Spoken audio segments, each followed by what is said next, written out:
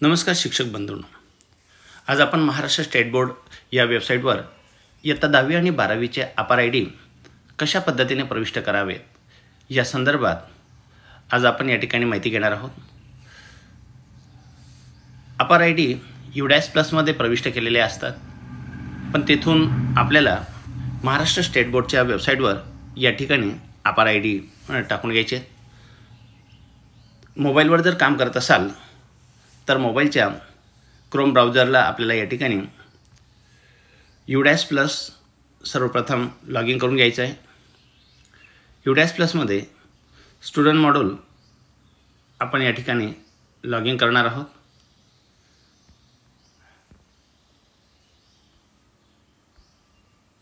तुमच्याकडे UDAS प्लसच्या student लॉगिंगचा जो user आणि पासवर्ड असेल तो आपण या ठिकाणी प्रविष्ट करून घ्यायचा आहे आणि त्याच्यानंतर आपल्याला 10वी आणि 12वीचे जे अपार आय डी ते या ठिकाणी शोधायचे आहेत आणि त्यानुसार आपल्याला अपार आय डी या बोर्डाच्या वेबसाईटवर प्रविष्ट करून घ्यायचे आहेत। तर सर्वप्रथम मी या ठिकाणी UDAS प्लसमध्ये जाऊन विद्यार्थ्यांचे अपार आय डी या ठिकाणी मी सुरू करून घेतो आहे। सन 2024-25 आता या ठिकाणी मोबाईल स्क्रीन असल्यामुळे तुम्हाला मोबाईल स्क्रीनच्या डाव्या बाजूला सत्यमेव जयते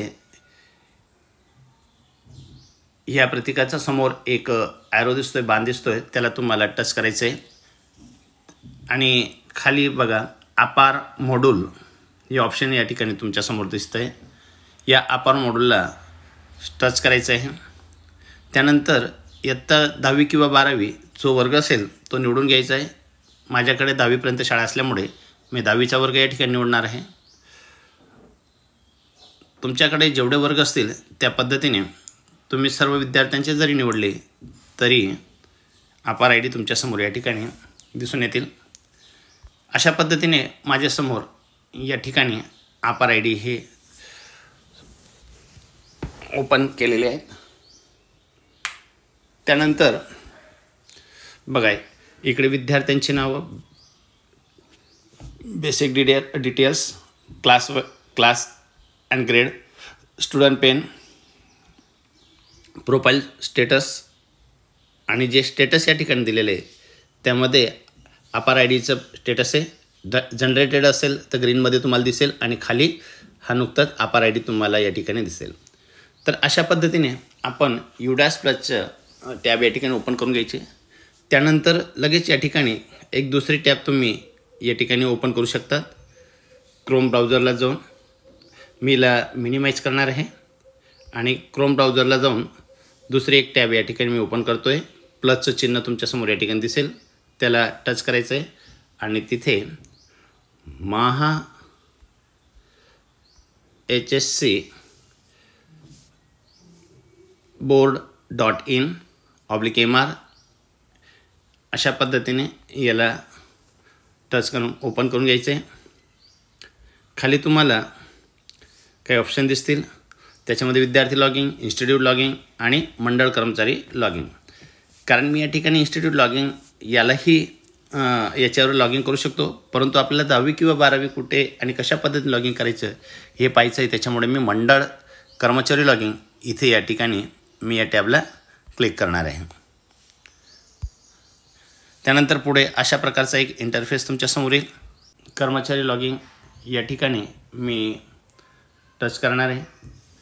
त्यानंतर कर्मचारी लॉगिंग SSC लॉगिंग HSC 10वीचं काम करायचं असेल तर कर्मचारी लॉगिंग SSC याला लॉग इन करून घ्यायचं आहे, किंवा 12वीच्या विद्यार्थ्यांचं अपार आय डीचं काम करायचं असेल तर कर्मचारी लॉगिंग HSC इथे तुम्ही लॉग इन करू शकतात। आता मी 10वीच्या विद्यार्थ्यांचं काम करणार आहे म्हणून कर्मचारी लॉगिंग SSC या टॅबला सुरू करणार आहे।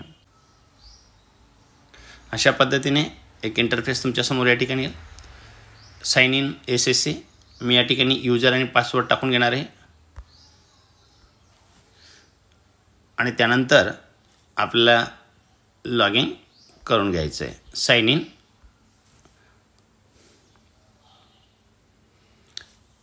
या पद्धतीने 10वीच्या विद्यार्थ्यांची किंवा 12वीच्या विद्यार्थ्यांची बोर्ड वेबसाईट तुमच्यासमोर या ठिकाणी सुरू झालेली दिसेल. आता या डाव्या बाजूला ज्या 3 रेषा तुम्हाला या ठिकाणी दिसत आहेत त्याला टच करायचं आहे. त्याच्यानंतर वरती ॲप्लिकेशन पहिले जे पेनाचं सिम्बॉलचं जे साइन इन दिसतं आहे त्याला तुम्हाला टच करायचं आहे. आणि त्याच्यातलं सर्वात खाली म्हणजे उदाहरणार्थ फर्स्टला manage exam application, second manage school profile, third manage 17C application, approve school profile, त्यानंतर ॲडमिट कार्ड करेक्शन आणि त्याच्यानंतरचं जे काही आपार ID अपडेशन याला टच करायचं आहे. तर अशा पद्धतीने आपार ID तुमच्यासमोर या ठिकाणी हे सुरू झालेले दिसून येतील. तर मी ऑलरेडी 2 विद्यार्थ्यांचं काम या ठिकाणी केलेलं आहे.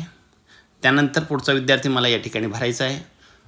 तर इथे बोर्डाचे जसे तुम्ही फॉर्म भरले असतील त्याप्रमाणे नावं तुम्हाला या ठिकाणी दाखवले जातील आणि तुम्ही एक विद्यार्थ्यांचा ID या ठिकाणी सर्च करून भरू शकतात.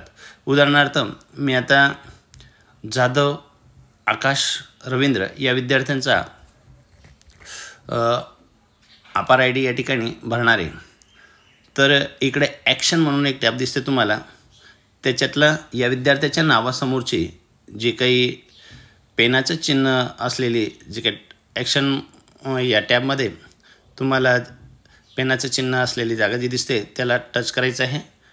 त्या विद्यार्थ्याची इन्फॉर्मेशन तुमच्यासमोर डिटेल येऊन जाईल.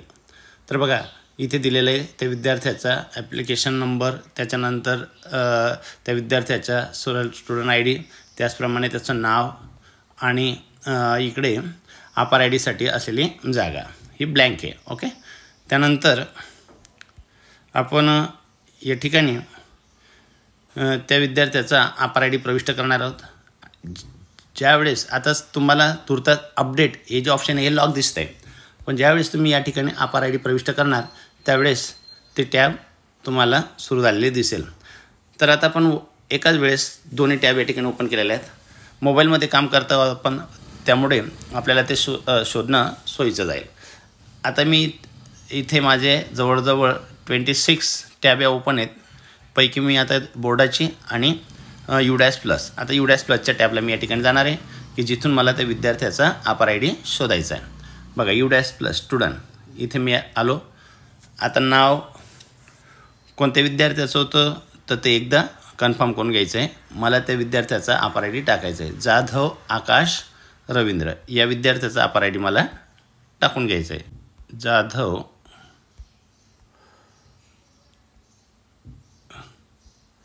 आकाश रवींद्र हा विद्यार्थी आलेला आहे. तर त्या विद्यार्थ्याचा आपार ID आपण इथून कॉपी करणार आहोत.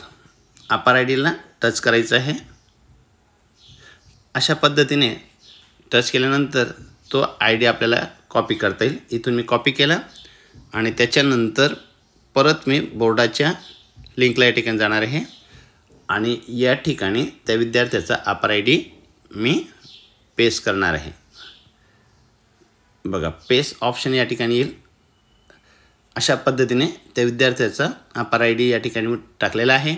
त्यानंतर अपडेट हे सुरू होईल आणि त्याच्यानंतर त्याला आपल्याला अपडेट म्हणायचं आहे.